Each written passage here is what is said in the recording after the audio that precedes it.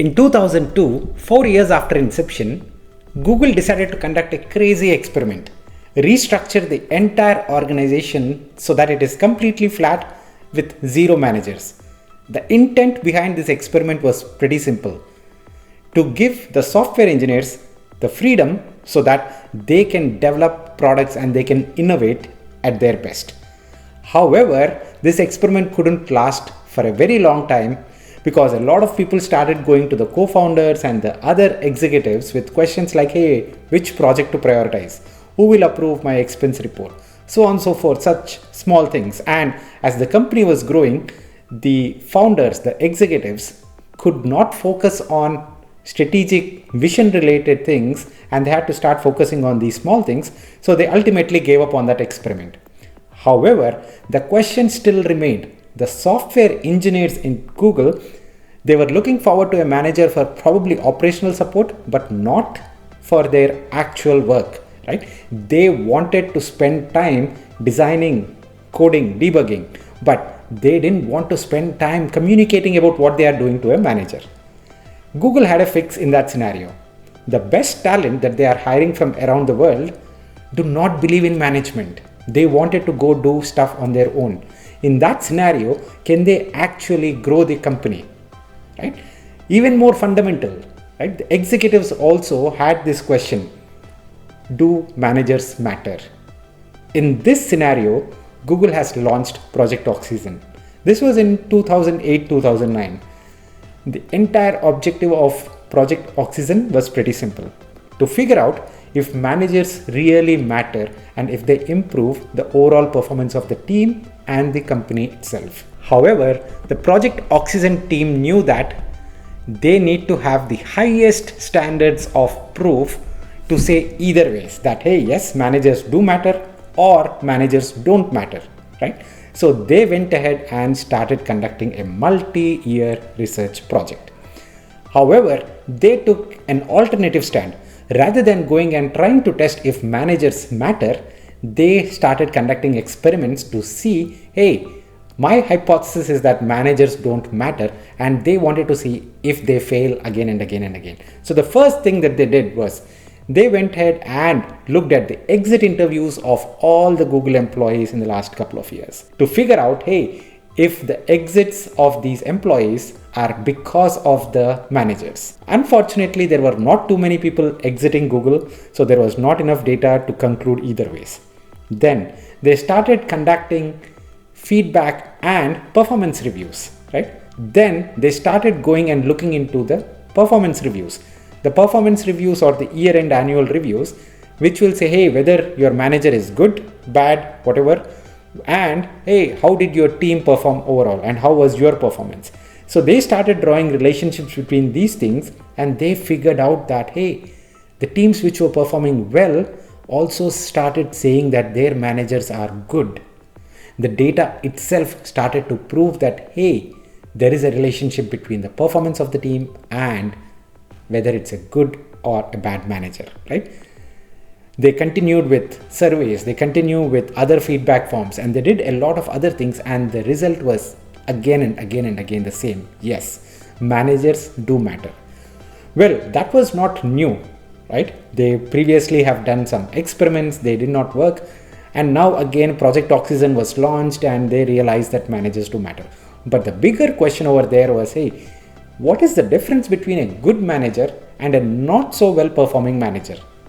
Right? If they can create that template, that is going to help the managers who are not performing so well, and they can push towards the high scoring managers percentile, right? I just want to take a small deviation right now and mention that, hey, through this experiment Google has conducted and said that these are the 8 traits that every successful manager is exhibiting right now. So they wanted every single manager to start expressing these 8 traits. The simple point that I wanted to insert here is these 8 traits that I'm going to discuss in the next few minutes are not very different from Amazon's leadership principles. They are not very different from McKinsey's core values. So if you are looking to crack a top gold standard job, right? Either at McKinsey, BCG, Bain, Goldman Sachs, Amazon, Google, any of these companies, then you should be looking to learn a bit more about these 8 traits. Because when you walk into an interview, you are saying to the interviewer that, hey, I have certain stories in my past corporate work life that where I exhibited these traits. With that said, let's jump into what are these 8 traits. I'm going to go from the least important to the most important trait, and that list itself is quite informative and intuitive. Okay. Number 8 on the list is technical expertise. Well, your team wants to know that, hey, yes, you possess the right technical skills, so that if there is any issue from their end that they are not able to solve, they can come to you. They always want to make sure that, hey, yes, they can rely on their manager. That's it. Nothing more than that. Hey, you cannot be, I'm the best technical person in the world, so make me the manager. That's not what it means. Number 7, having a clear vision and strategy for the team. The team loves a manager who is able to understand what the team is doing and how it is being impacting the entire organization. The teams, the individual team members want to make sure and want to know that, hey, yes, their work is actually impactful. And how does it fit in with the overarching vision of the company? A manager should be able to connect these dots. The high level strategy versus what the team is doing on a day-to-day basis. This is what your team is expecting out of you. Number 6 in the list is helping with career development. You as a manager need to go and talk with your team about your personal experiences. What helped in your career? What did not help in your career? And how can your team members probably avoid those mistakes, right? You need to make sure that you are always there again from their career development standpoint. Number 5 on the list is being a good communicator, or rather I would say being a good listener, right? We all want to share our opinions, but if our manager is not ready to listen, then these things get concealed in the organization. Majority of the organizations, employees don't speak about a lot of things because their managers are not ready to listen. So don't be that person. Communication is a two-way street. The more you listen to your employees, the more you listen to your team members, you develop new perspectives, and that will help you grow as well as an individual. Number 4 on the list is being productive and being results oriented. Hey, you should not be worried about, hey, whether your team is sitting at 7 p.m. in the office or 8 p.m. in the office. Are they leaving early? Are they coming in early? No, you don't care about those things. You should be focused on the results. You should walk into every single meeting with the agenda, and you should also walk out of the meeting with, hey, these are the next steps for every single team member. These are your quarterly goals. These are your annual goals, semi-annual goals. You need to make sure that the team is going forward and you are being the one who is responsible for the results, right? Next on the list is expressing interest in team members' personal well-being. You need to be genuinely interested in what the team members are going through in their personal life. You don't need to go deep. Probably it is something where you just need to know what is their lifestyle requirement like. Hey, do they want to go to the gym every day? Or what are their birthdays? Any special dates that you want to remember so that you at least wish them on those dates, right? You have to be genuinely interested in what they are doing beyond work as well, so that if there is something that you can do, make sure that, hey, there are flexible working hours, something that you can probably bring into the team environment, so on and so forth. So be genuine and make sure that you know about your team beyond the work walls. In the Zoom area, in the current environment where we are working from home, we are doing a lot of meetings on Zoom. It's difficult, but still we need to make sure that that really happens. Next on the list is please don't micromanage your team.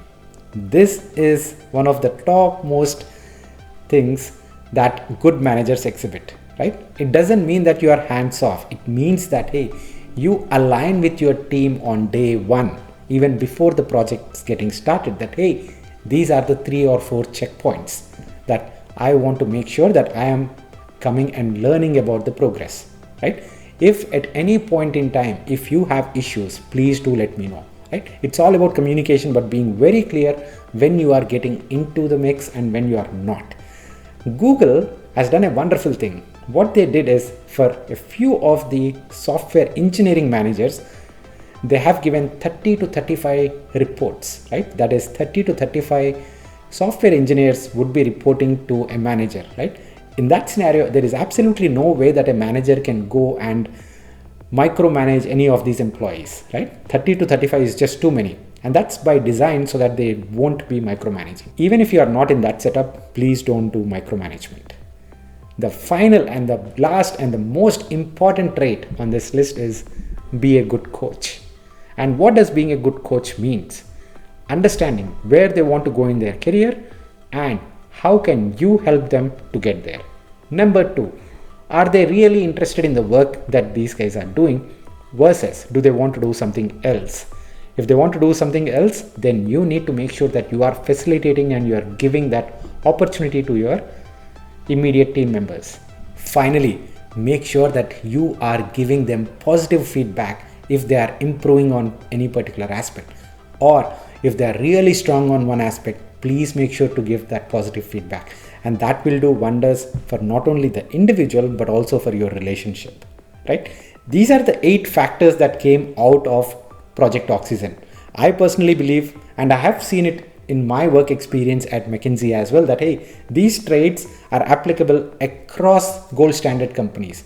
So if you are looking to crack any of these companies, please go ahead and learn more about these and start developing your own traits in these areas, and start developing and start building experiences along these things so that you can talk about it in your interviews. Finally, I'm also giving links to Amazon's Leadership Principles article and McKinsey's core values, because you continue to read them and prepare your stories. Thank you so much, guys. If you enjoy this video, if you like this, please do subscribe to the channel and also click the like button. I'll continue to do more such videos. Thank you. Take care. Bye-bye.